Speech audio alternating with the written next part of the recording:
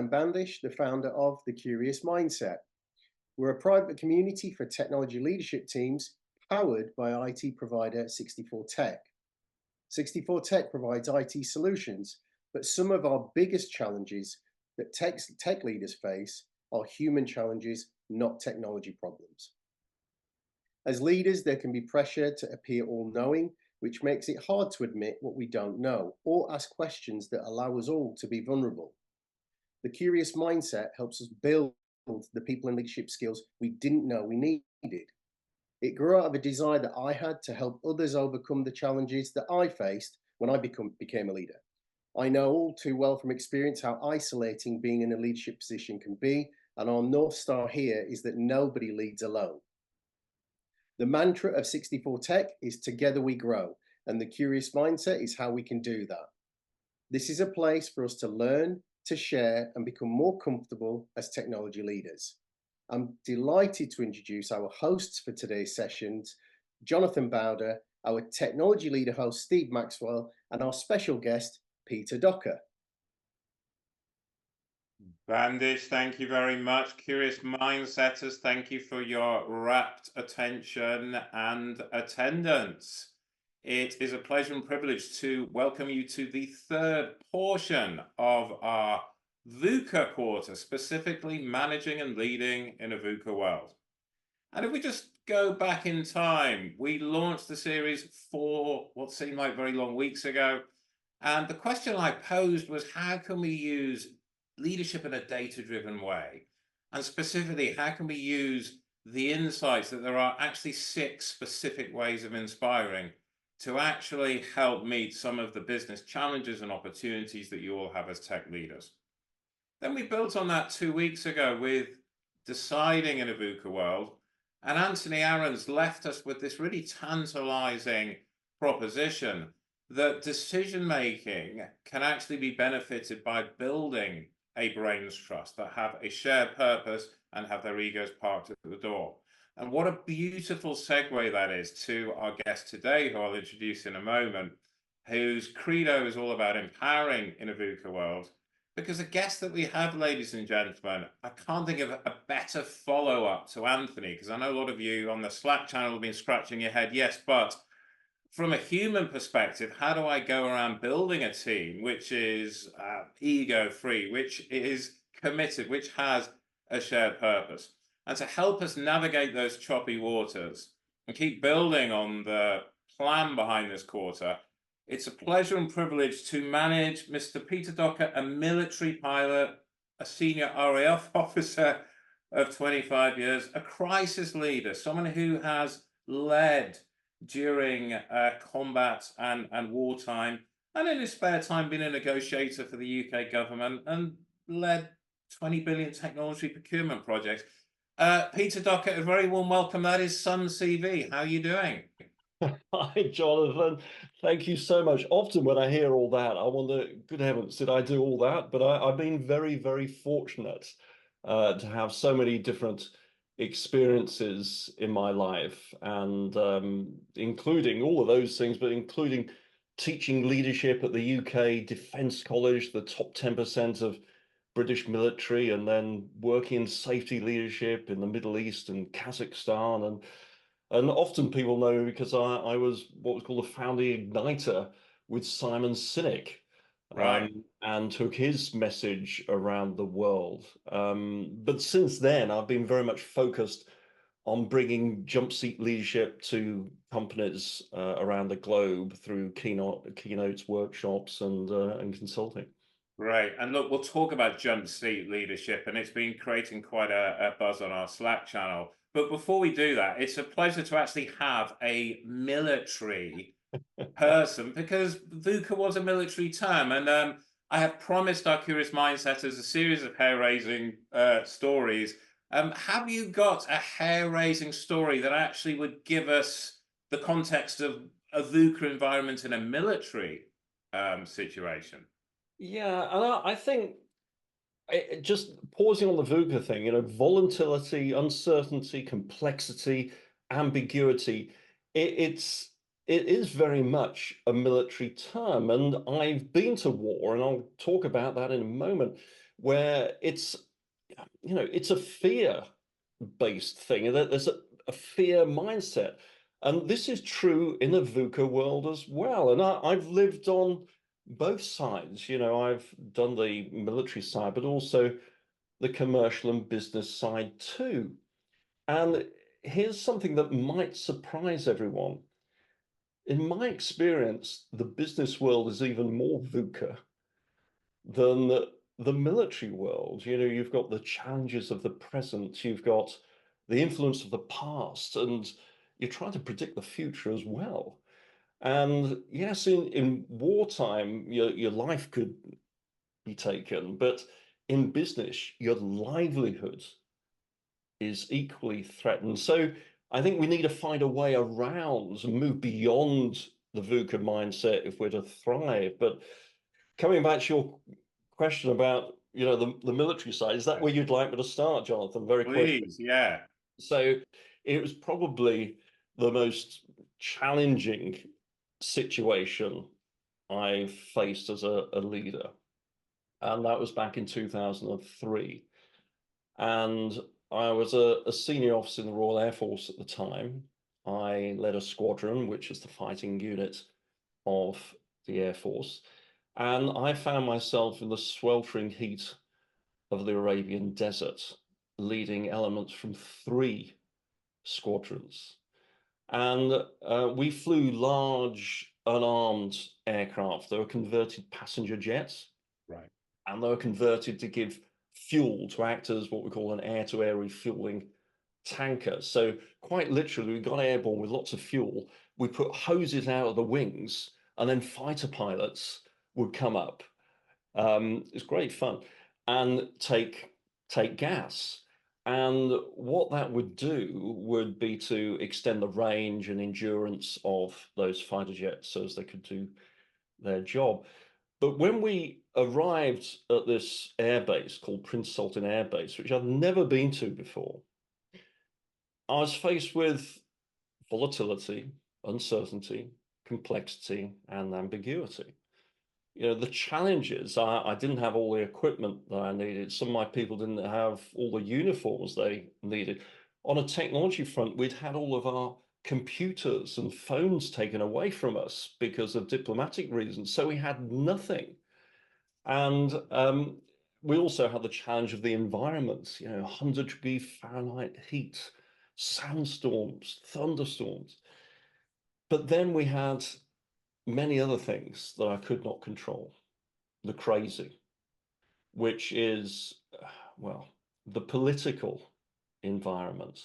Those of us who can remember back to 2003, there were demonstrations in London, Paris, New York, and other cities around the world, because this would become known as the Second Gulf War or the Iraq War, where it was unseating Saddam Hussein. There's a lot of uncertainty and disquiet about that.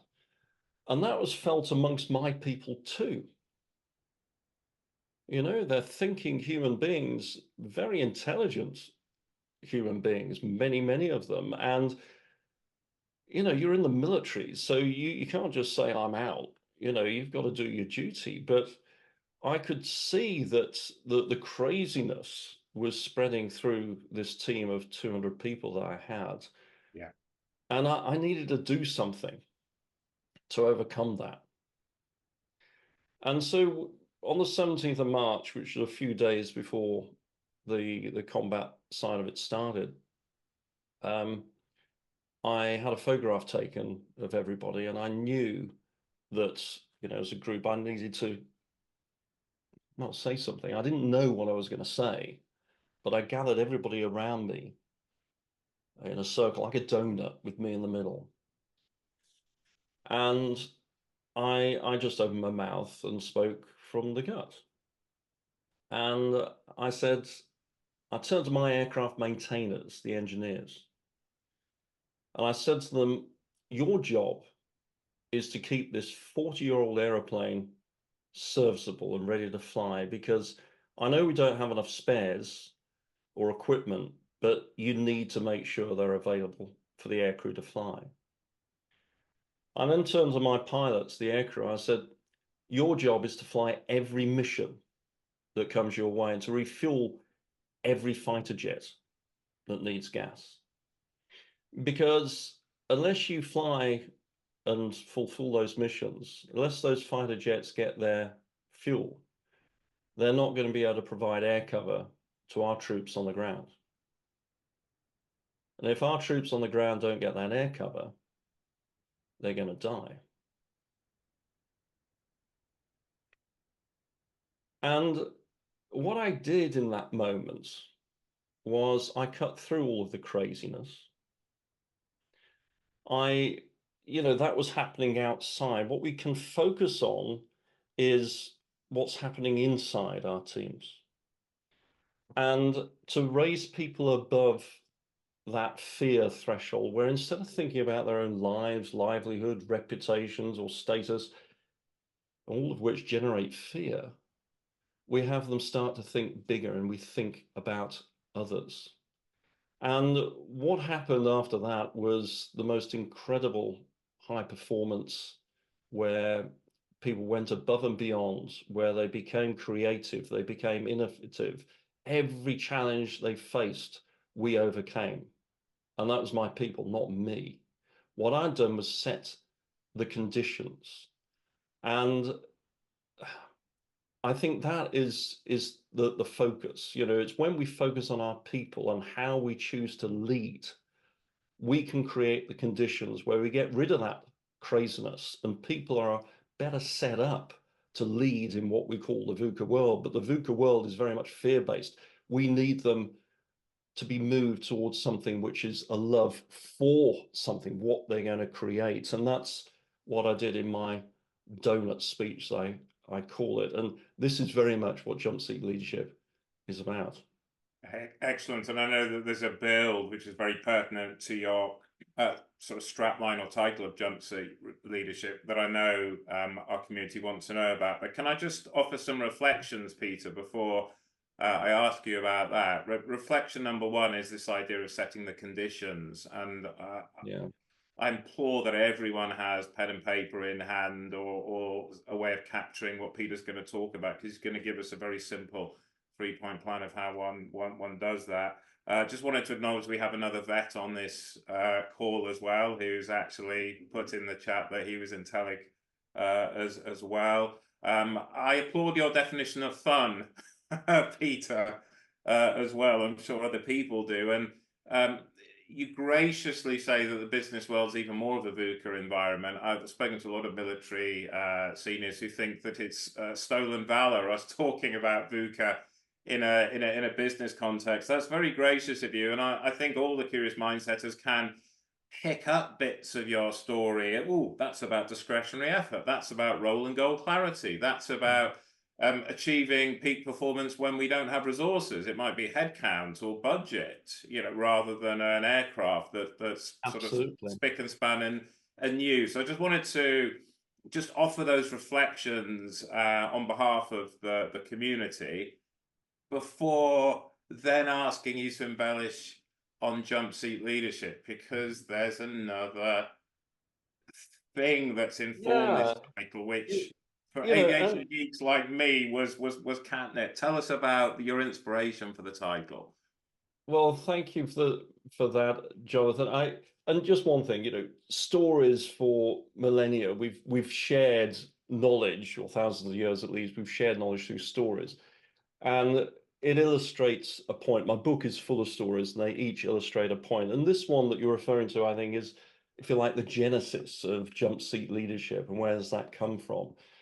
And it links back to when I was, again, in the Air Force, senior officer, senior pilot, very experienced on the airplanes that we flew, which are large passenger jets. We carried about 140 people.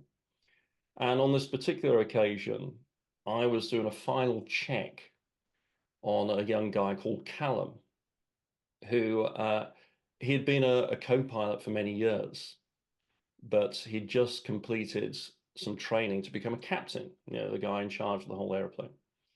And that was about 6 months. But my final check of him was to act as his co-pilot as we flew from London to Washington Dulles and then on to San Fran. And San Francisco is a very busy airfield, and it's a good test. And Callum was all over it. And we landed, we taxied in, we shut down, and I turned to him and said, look, great job. You're fully signed up as a captain. We're staying here tonight. In the morning, you'll have a regular co-pilot, and I'll be down the back with the other passengers as you fly us back to Washington. And that was a great moment because he'd worked hard for it. In the morning, he came to me, he said, excuse me, sir, because, you know, I was very senior in rank and that's Right. we behave there. And he said, it's very busy during rush hour out here, San Fran. He said, can you come and sit in the jump seat and help watch out for other aircraft and make sure we go the right way? I said, yes, of course, Captain. And I thought that was very brave because this is the first opportunity he had to get people like me off his back. You know, he'd been checked and monitored for the past 6 months. But no, he wanted me to sit on the jump seat, and that is a third seat on the flight deck of large aircraft, which is usually empty. But if you're qualified, you can sit there, and it gives you a great view out front. And he had in mind, you know, the safety of the aeroplane.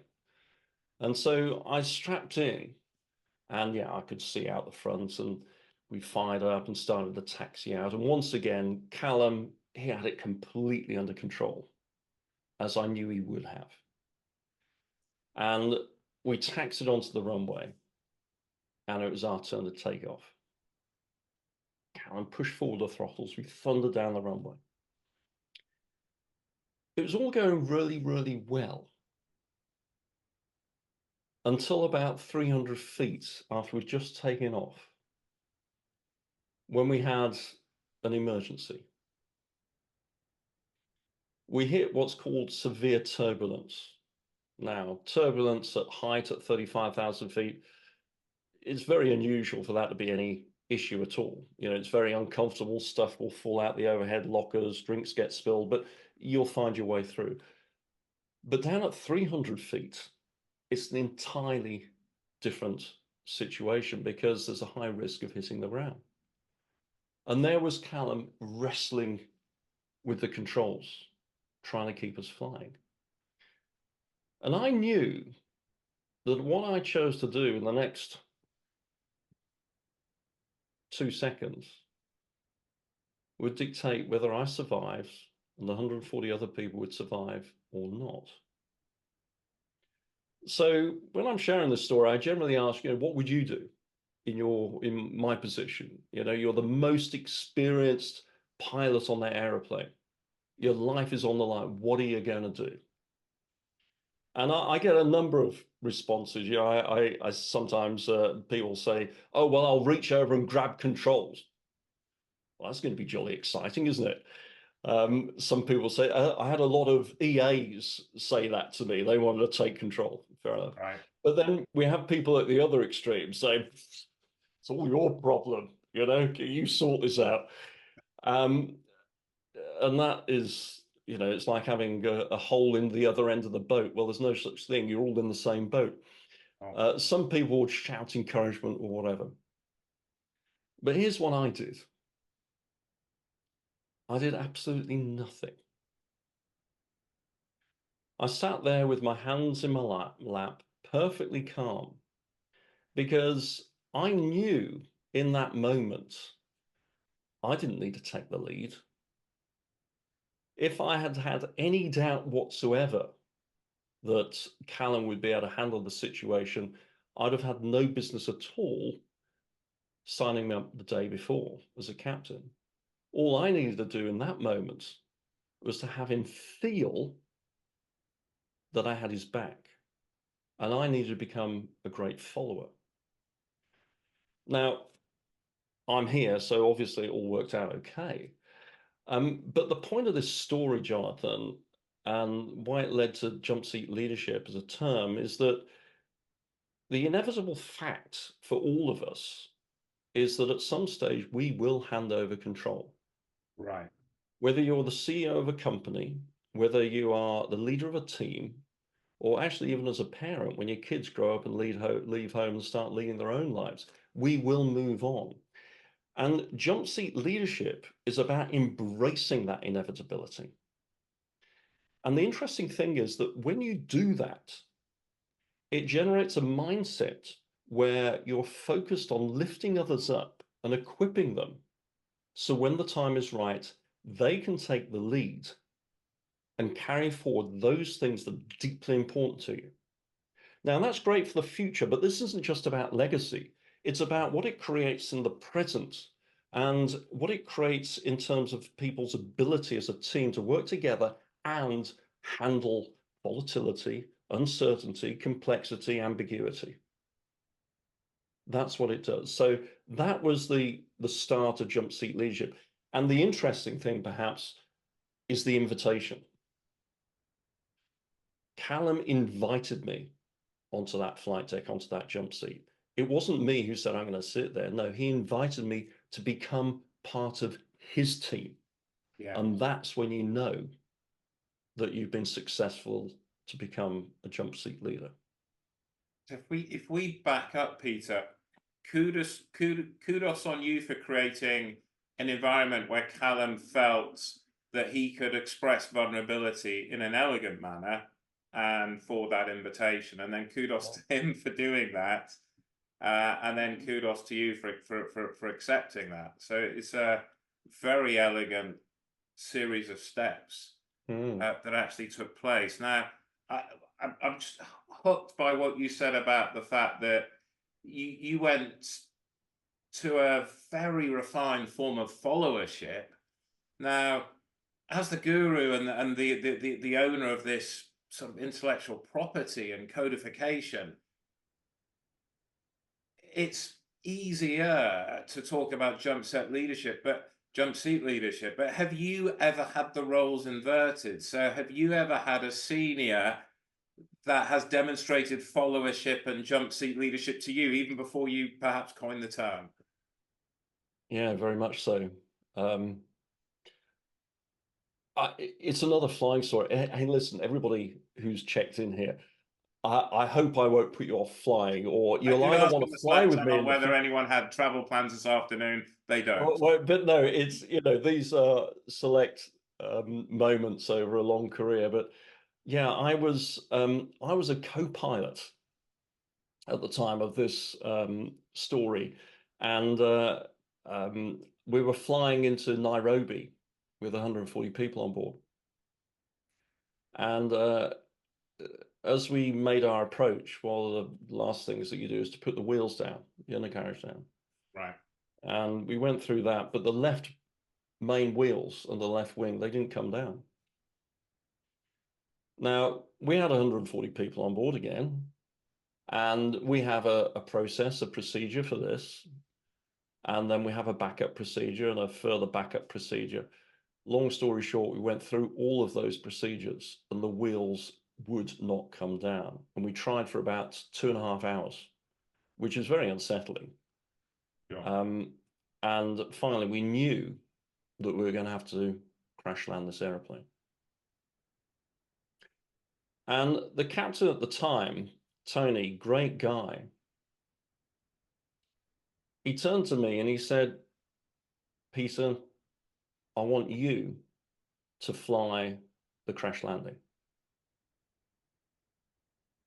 Now, when people first hear that, they might think, wow, he's abdicating his responsibility, his accountability for the aeroplane, but not a bit of it. The context was Tony was a very, very experienced captain, but not on that aeroplane. I, on the other hand, although I was a co-pilot, I was only 25 years old, but I was at the top of my game. I was one of the pilots for the Prime Minister, flying the Prime Minister around the world. And I'd also, as it happened, just conducted refresher training in the simulator for crash landing an aeroplane. So it made every sense. But what was interesting about this, fear was very present. And fear is triggered when we sense our life, our livelihood, our status or reputation is on the line. And you could say all of those things were present for Tony. And yet he found the courage to suppress his ego, yeah, and hand over control to me Why?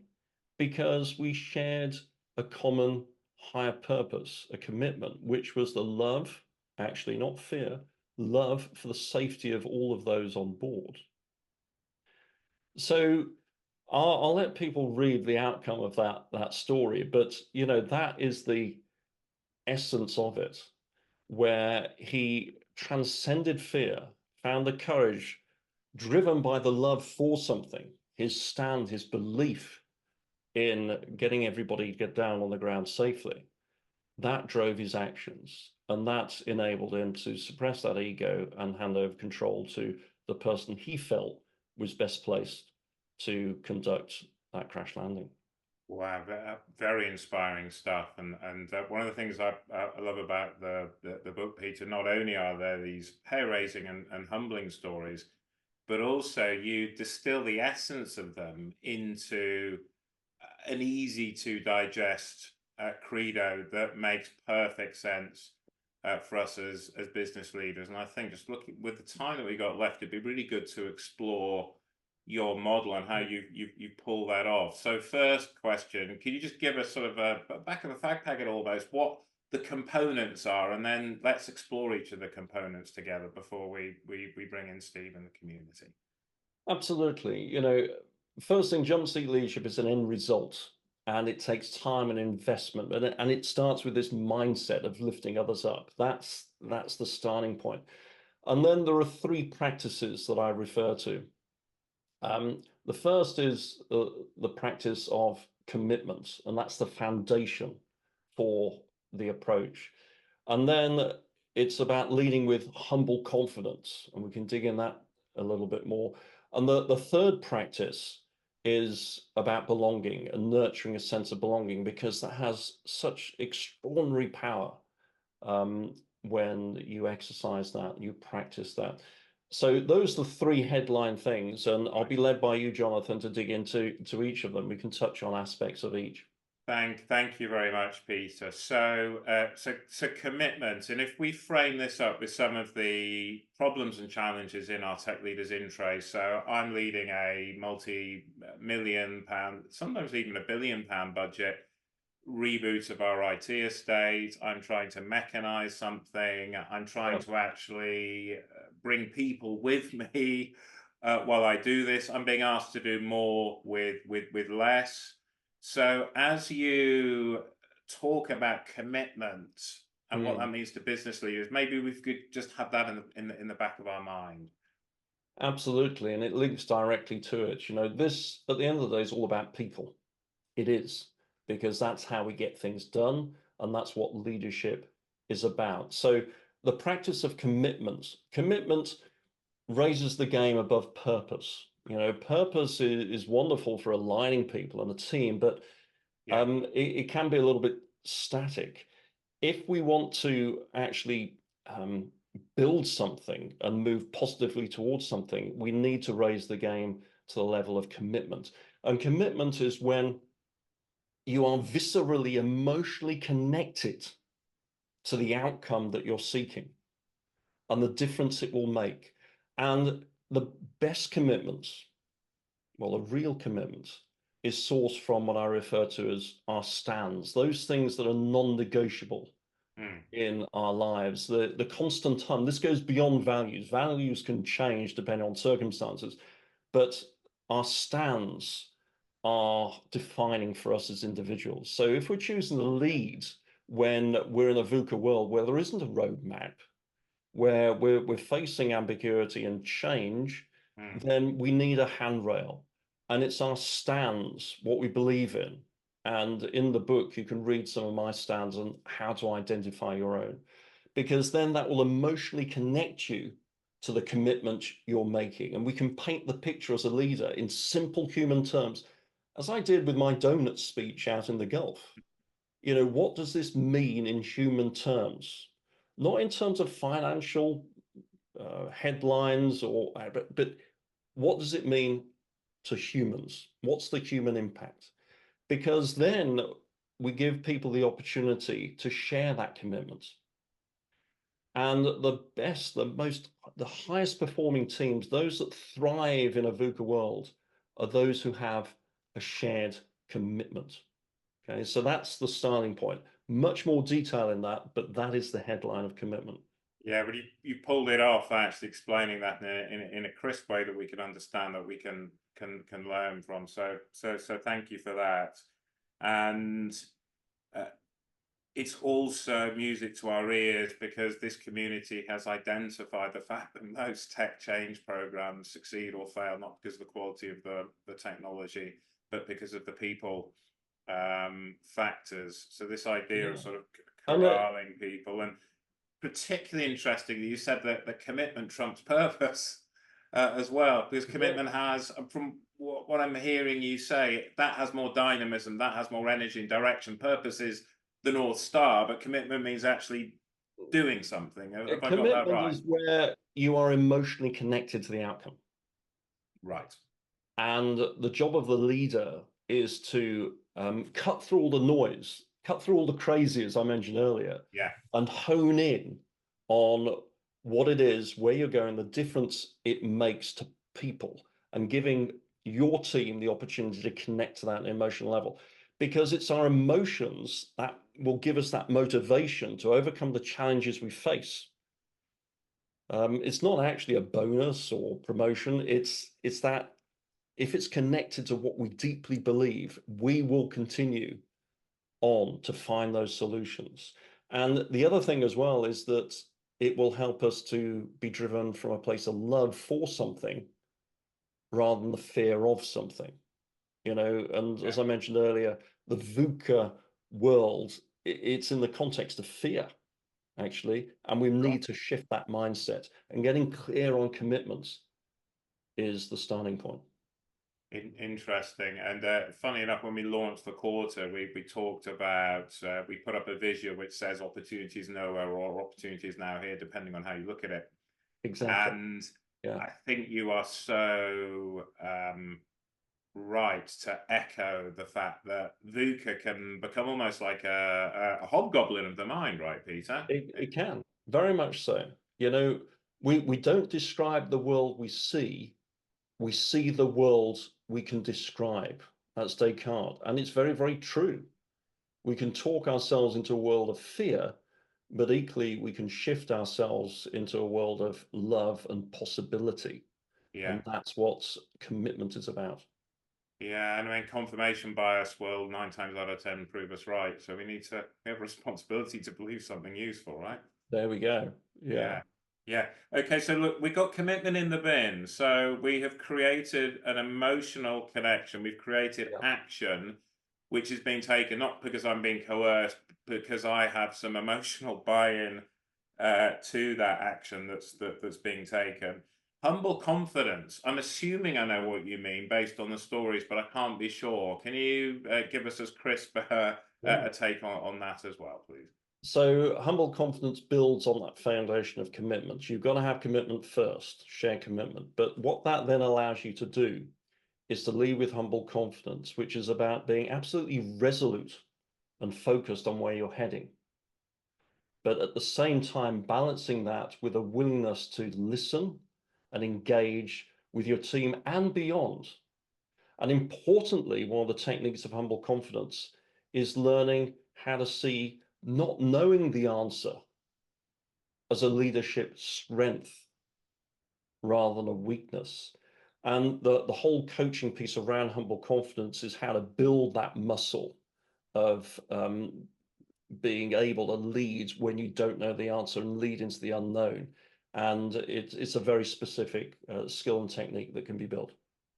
Very surprising from when you hear someone with a senior military background. I think Brené Brown's done research on US Navy SEALs, which came to the same conclusion as you. Warriors are brilliant at vulnerability. You can't be an effective warrior without showing vulnerability. And you seem to be saying the same thing, Peter. Absolutely. It's the starting technique with humble confidence actually is to say, look, I don't know the answer here, but let me remind you why it's absolutely vital we figure it out. And you re-illuminate the picture you've painted about the shared commitments you have. That gives you the courage to put your hand up. And then your focus is on asking the important questions to draw on the collective genius of your team and beyond to find the solutions to the challenges you face. Yeah, and just as a tease for everyone, collective genius is a really important riff in Peter's canon. It appears in his written work, and it was going to be a strapline for this talk. So I'm just glad that we actually managed to illuminate how important that actually is.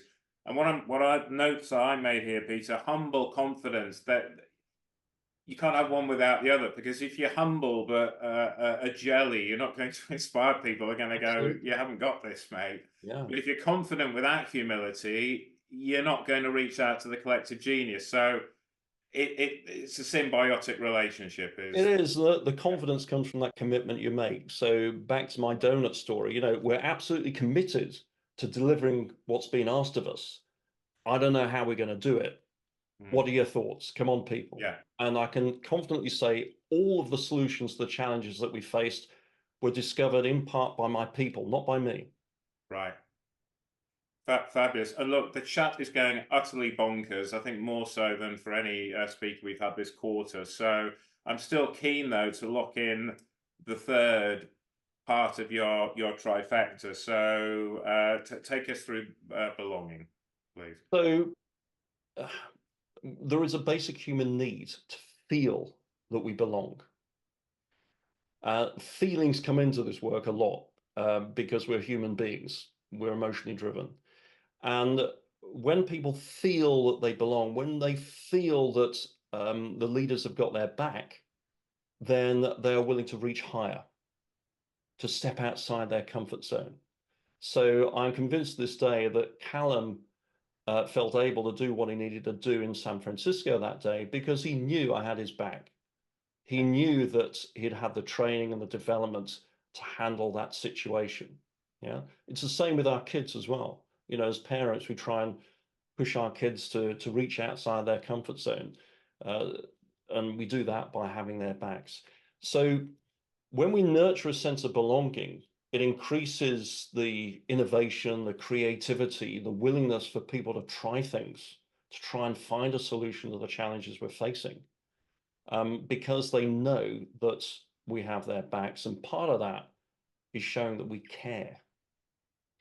And during the Gulf War I described, a lot of my time, Jonathan, was spent with people at all levels in my team, finding the opportunity to sit down one-to-one with a coffee, saying, so, John, how's things? Have you got everything you need? How's things at home?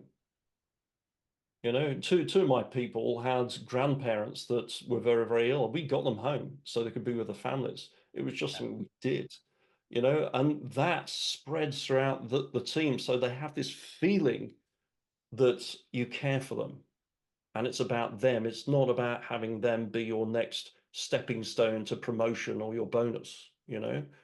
And that then releases all of this discretionary effort. It releases curiosity, innovation, creativity, and that's exactly what we need in a VUCA world. Yeah, very much so. And it seems to be symbiotic with the other two parts of your trifecta as well, rather than being linear, do this, do this, do this. Our understanding is that they're interdependent. Very much so. Right. You know, the commitment is the foundation, which allows you then to lead with humble confidence, and belonging is the glue that binds it all together. Right. Fascinating stuff. And look, it's a very rich group of experiences and also wisdom derived from those experiences. But if we were to be reductionist, as we are with every guest, and say for the people watching, if you take just one thing away, what would your one thing advice be for the people on this call for how they can manage and lead better in a VUCA world, please, Peter? Well, I've touched on it a few times, and that is find the opportunity to move from a place of fear to a place of the love for something. Shift the mindset. Whenever we talk of a VUCA world, whether it's in technology or any other business field, immediately it will rattle fear in people's minds. We have the opportunity to shift that to, well, a place of love. And, you know, here's a starting point. VUCA. Let's rename some of those words. So V, velocity, give clear direction, create simplicity. U, let's go for unity, where we've got a shared commitment and we feel viscerally connected to what it is we want to achieve. C, let's go with consistency in how we lead, removing the crazy and transcending that fear and showing that we care for our people and lifting them up. And then A, how about adaptivity, okay, which is embracing leading when we don't know the answer and seeing it as a strength rather than a weakness. So there's a starter for 10, ladies and gentlemen. Let's reshift what those letters in VUCA stand for. Let's shift them, shift the mindset. Actually, you want to copyright that VUCA 2.0, Peter, before I do. And let's make it our ambition on this series to go from VUCA 1.0 to VUCA 2.0 with the help of you and your other guests. It won't surprise you, we have a lot of soccer or football related questions as well. But before we dip into those and others, if I could just invite Curious Mindsetters to put us all into gallery view.